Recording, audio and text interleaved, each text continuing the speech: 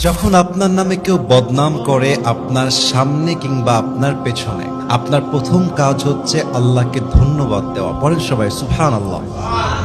কি সুন্দর কথা আল্লাহ তাআলা বলছেন, খুব খেয়াল করবেন। আল্লাহ বলছেন, সবর ধারণ করো তাদের কথার ব্যাপারে যারা তোমার ব্যাপারে বদনাম করে। এর কারণ আমি আল্লাহ জানি তারা যা বলছে সত্য নয়, বরং তুমি হচ্ছ আসল সত্যবাদী। তুমি সেই অন্যায়টা করো নাই।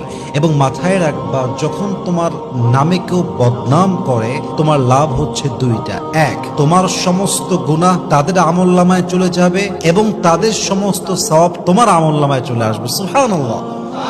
তো যারা বদনাম করবে তাদের জন্য আপনি আফসোস করবেন যে ইস রে, আমার ভাইটা বোঝে না, আল্লাহ আমার ভাইকে তুমি হেদায়াত দান করো। কিন্তু মানুষের বদনামের জন্য, অন্যের চরিত্র নষ্ট হওয়ার জন্য নিজের চরিত্র নষ্ট করা, এটা বোকামি ছাড়া আর কিছুই হতে পারে না, ঠিক কিনা বলেন?